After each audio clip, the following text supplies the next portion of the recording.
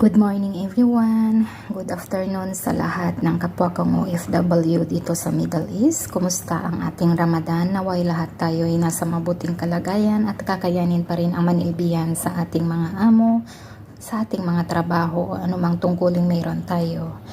Ngayon guys, gagawa ako ng dough para sa aking empanada. Kauna-unahan ko itong gagawin. Ngayon pa lang ako mag-try. So ito, meron ako nitong baso. Maglagay tayo ng dalawang all-purpose flour. Dalawang baso ng all-purpose flour. Ayan. Malinis naman yung ano ko guys ha. Okay. Ayan.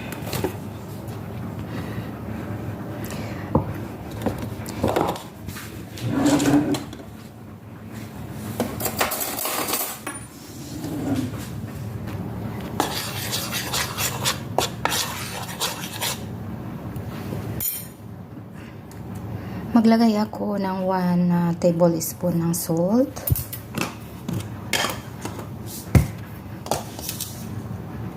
Two tablespoon na sugar.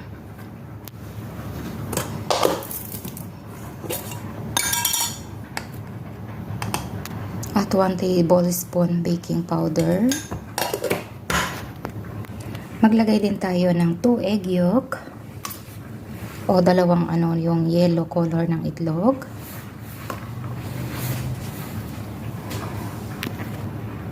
Meron din tayo dito butter. Ayan. Ngayon ay ating paghalo-haluin guys. Hanggang sa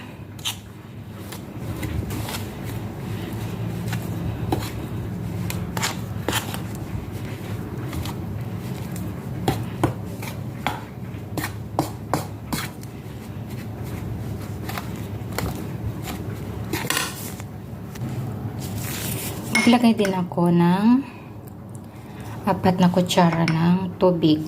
Ayan. Kailangan guys hindi gaanong yung dough natin, kailangan hindi masyadong mamasa-masa o di kaya yung matubig. So ayan guys, yung texture ng dough natin.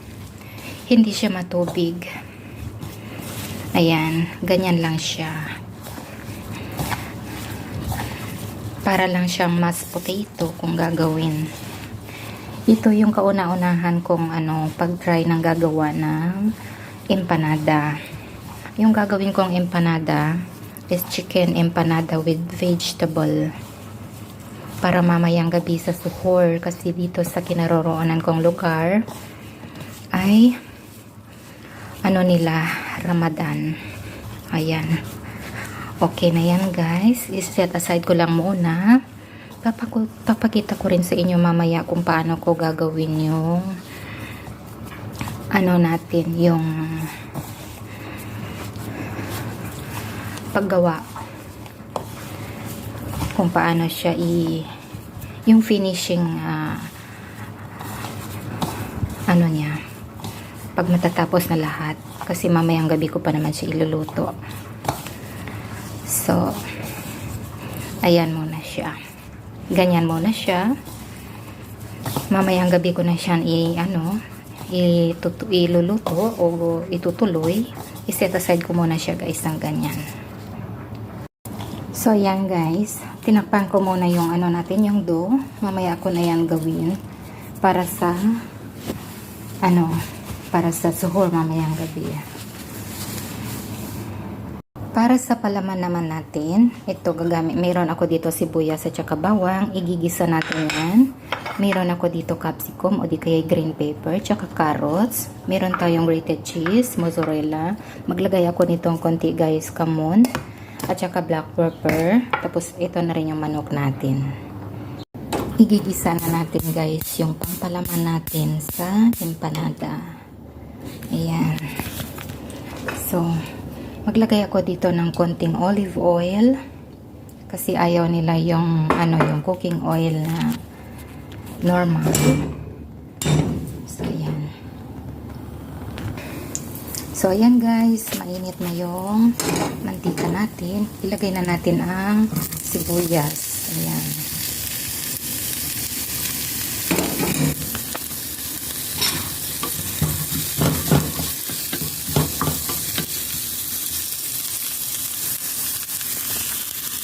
Halu-haluin lang natin yung sibuyas guys. Hanggang sa maluto siya ng konti. Hindi naman kailangan ng brown color nito guys. Basta lutuin lang ng konti yung sibuyas.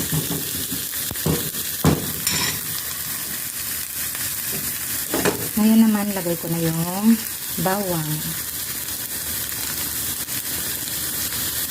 Ayan. Haluin ulit natin.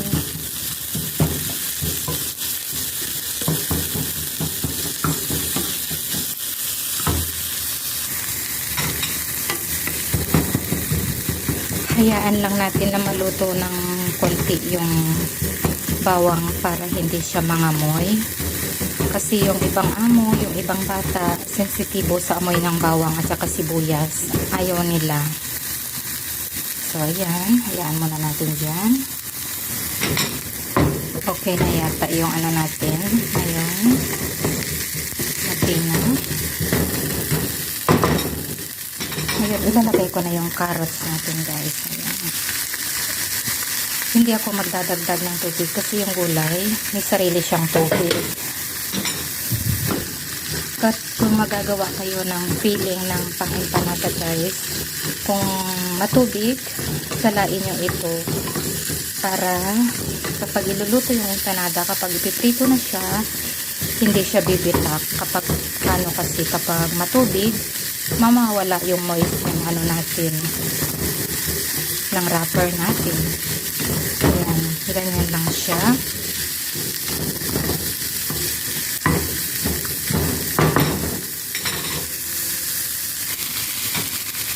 So, ayan. Luto na yung carrots natin. Ilagay ko na yung black pepper at saka konting kunon. Ayan. Tapos, ilagay ko na rin itong bell pepper o green pepper. Ayan.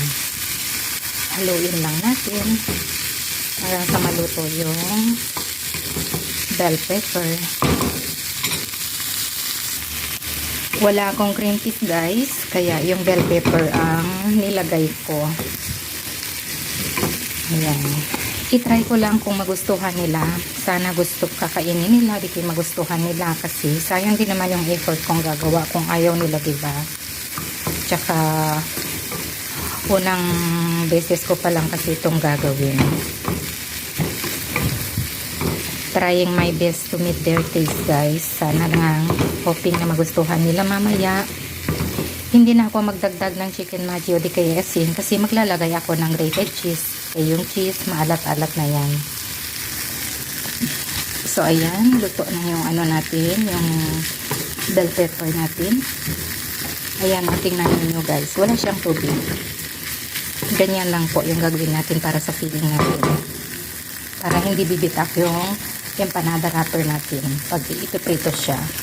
Ngayon nilagay ko na yung manok. Ayan. Ihalo.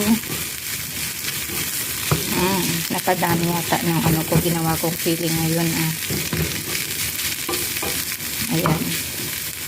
Sabagay pwede yung i-freezer kasi wala naman expiration yun kasi fresh naman na manok yung ginamit ko, fresh chicken breast. Tapos yung manok pala guys, niluto ko siya sa air fryer, nilagyan ko lang siya ng paminta, konting asin. Kaya hindi na ako naglagay ng asin dito sa gulay. Ngayon i-add ko na natin tong cheese natin. Ayan. Kaya hindi na ako nag-add ng asin kasi maalat-alat na yung cheese natin. So ayan ang filling natin guys. Umpisahan ko nang gawin yung wrapper ng empanada ko, guys. Ito, dito ko siya ininid. Ilagay ako ng kunting harina para hindi siya dumikit. Ito yun siya, oh. Ininid lang natin. Masyadong madami yung nagawa natin. So, kalahati lang yung gawin natin. Ito po yung gagamitin ko sa pagninit.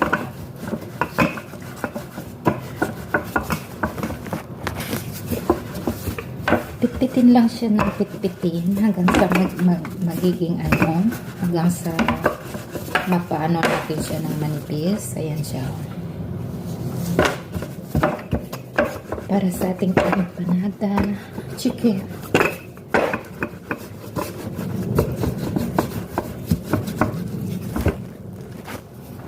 Ayan, okay na siya.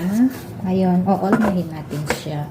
Dahil wala akong shaper o yung pag-anon para mabilo, ito na yung gagamitin ko para sa baso. Oh. So, ayan siya.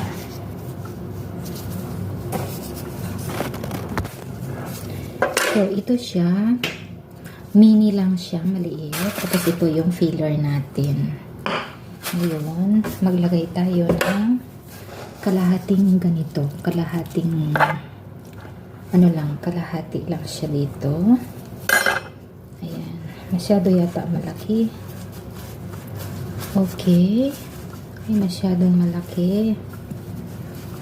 Ngayon, ganun lang natin siya. Ayan. O, diba? Mini lang siya. Pitpitin natin yung bawat sulog ng tinidor.